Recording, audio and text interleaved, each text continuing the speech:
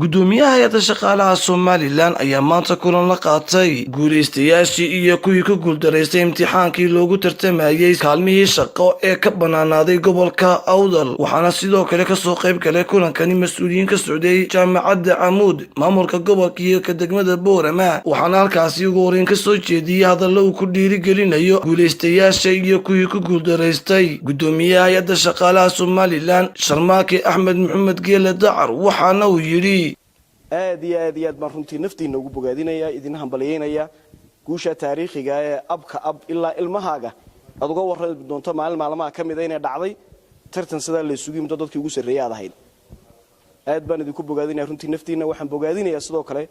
dawladda idin fududeysay inay maamul daadajin iyo imtixaamo iyo cadaaladdaas dalka ay u socoto runtii iyaguna gacan weyn xukuumadda imika jirta iyo dawladnimaduba bixinaysa in maamul daadajin iyo imtixaamo iyo suurtagalnimada noocaasi ay dhacdo xilli ay dawladaha kuraya ama siyaasiyan dambeeyaba ay ku adagtay in maamul daadajin noocaas oo kale ay iftiin noocaas oo kale u dhici karo dhammaantiin saaka waa barxad iyo bishaaro iyo bogaadin inaynu isugu nimid inaad dadka ugu sareyseen waxaan aad iyo aad runtii u bogaadinayaa tiradii kale ee calafku maanta u qorin inay guuleystaan sida haneynta hibada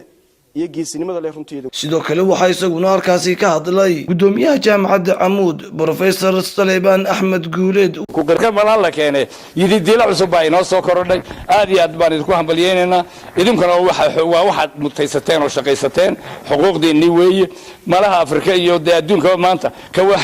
ka waajibaadkii ka soo baxaba abaal loogu qaba ninka xuquuqdiisa soo celiyaaba loo mahadnaqayaa abaal loogu qaba inkastay waa tii loo xil saaray tahay marka xukuumaddana waan hambalyeynayna idinkana waan idin hambalyeynayna idinka iyo waalidiinteena waan idin hambalyeynayna geesta kale gudoomiyaha hay'adda shaqaalaha Somaliland oo ay weeliyaan mas'uuliyiin iyo xubno ka socday hay'adda shaqaalaha ayaa waxa ay maanta si rasmi ah ugu wareejiyeen kaarashii aqoonsiga ee loogu talagalay shaqaalaha ee gobolka Awdal mas'uuliyiinta laamaha dawladda ee gobolka Awdal iyo gudoomiyaha gobolka Awdal oo uu weeliyay maayarka magaalada Boorama waxaana halkaasi ugu horeyn ka hadlay oo faahfaahiyay gudoomiyaha hay'adda shaqaalaha Somaliland Sharmaake Axmed Maxamed Geele Dacar waxaana uu yiri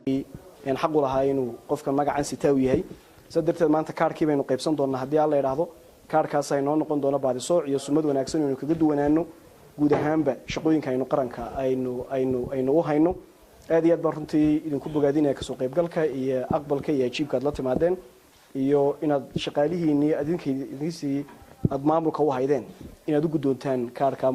kaarka shaqaalanimo waa hambalyo weyn iyo inaynu gaadhnay mid ka mid ah qodobada aynu doonay inaynu gaadhno dib u habeynta shaqaalaha dawladda aad iyo aad baad u mahadsantihiin waxaan soo dhaweyn doonaa gudoomiyaha degmada oo runtii isaguna ka mas'uula shaqaale badan oo dawladaha hoose oo iyaguna ay habay wadaan si oo dib u habeynta shaqaalaha dawladda aynu doonay iyaguna cashar ka bartaan dib u habeynta shaqaalaha dawladaha sidoo kale maayarka magaalada Boorama Saleebaan Xasan Xaddi iyo barasaabka gobolka Awdal Cabdiraxmaan Xamed Cali oo iyaguna halkaasi ka hadlay ayaa yiri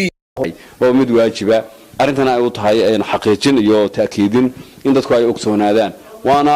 stebiska ay dawladda Somaliland marayso mar waxaynu maraynay aan cashuurba la qaadi karin horumar iyo waxyaabo kale iska daay maantana waxaynu stage-ka aynu maraynaa waa stage lagu kala garto shaqaalihii iyo shacbigii waa horumar Somaliland gaadhay runtii aad iyo aad baan ugu fahmi aday yihiin dad halka inaan fargeliyo xaraan bigati waxaan aad iyo aad ugu mahadnaqayaa oo kale gudoomiyaha hay'adda shaqaalaha Sharmaake oo aan ogahay xanta iyo culayska halka ka fooli kara